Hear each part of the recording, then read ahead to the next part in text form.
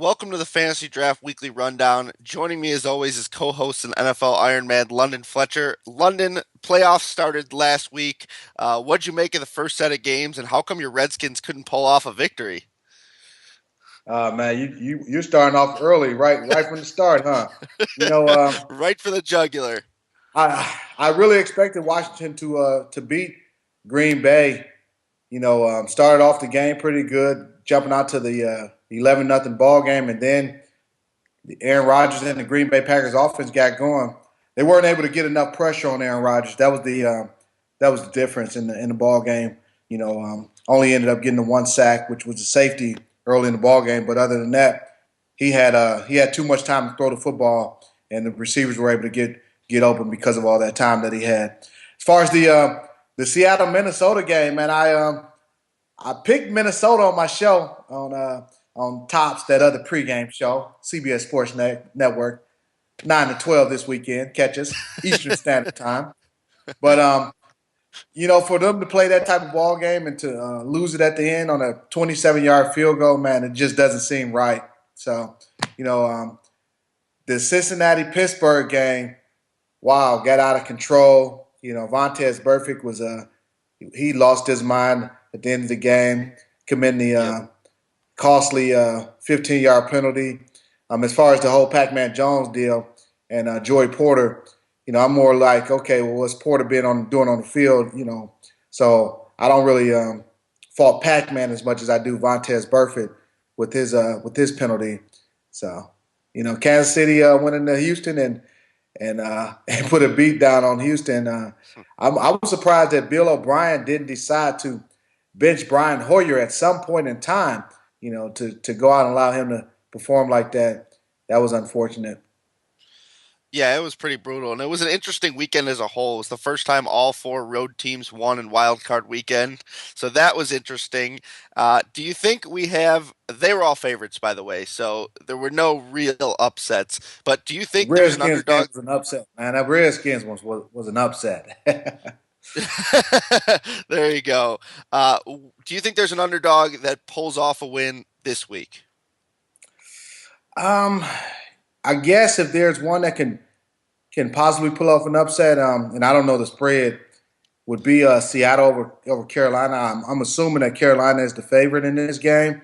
Um, just being at home, being NFC champs, with the in the regular season, getting home field advantage throughout. So I would assume that they would be the favorite in that ball game. As you look at it, Seattle battle tested team. They've been here before with Carolina. They made the playoffs last year, but this is a different animal for them as far as being the favorite, being expected to represent the NFC in the Super Bowl. So if there's one game that could be close and possibly pull an upset, it can be Seattle over Carolina. Yeah, and Carolina's a 2.5 point favorite in that one, so you're right there. The Seahawks are definitely the underdog, but not too far off. Let's get to the picks because you're kind of setting me up perfectly for my quarterback pick this week. I'm with you on the Seahawks. I love Russell Wilson this week. Uh, Carolina's a tough passing defense, but we don't know if Marshawn Lynch is going to be back. And honestly, even if he is back, this abdomen injury has been bothering him for a long time, so I don't think he's going to be 100%, which, in other words, I don't think they can give him a full workload, even if he's back. We know he's a warrior, but basically they're going to have to continue, regardless of the game plan, to rely on Russell Wilson, who kind of came off a subpar game last week. They barely pulled it out. But Cam Newton, we know they're going to be passing, and we know they're a high-powered offense. So in order to compete, Russell Wilson's going to have to throw the football, and I think that's the best thing their offense has going right now. Doug Baldwin has basically turned into a touchdown machine, but I think that due to his recent success, Josh Norman's probably going to shadow him at least a little bit. I know they've got some other talented receivers, but I do think he sees a fair amount. So, talents like Tyler Lockett and Jermaine Curse could turn into, big playmakers this week like they've been. And I think they'll have a difficult time establishing the run as a whole. So I like Russell Wilson to throw the football a lot this week. Who do you like? Russell's a good choice. I like Carson Palmer against the Green Bay Packers. You look at Carson Palmer, the type of season that he's had, really being in the MVP race all season long. When you mentioned along with him, Cam Newton and Tom Brady, were the three favorites all year long as far as MVP race is gone. The weapons that Carson Palmer has at his disposal, whether it be Fitzgerald, John Brown, and Michael Floyd, and those receivers at his disposal against the Green Bay secondary. I like that. I like Carson Palmer. He's not going to cost you as much as a Newton or a Brady, but I'm big on Carson Palmer in this ball game at home. I agree with you. I think the Packers just are not that great. I think you gotta use some guys against them because I think they're going down. And I'm going to choose the obvious at the running back position, but I'm going to give you both sides of it.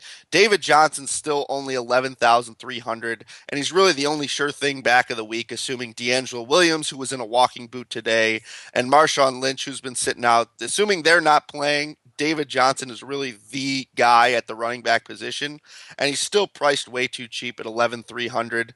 He's a workhorse back. He catches passes. All the factors are in his favor. But with that being said, because he's probably going to be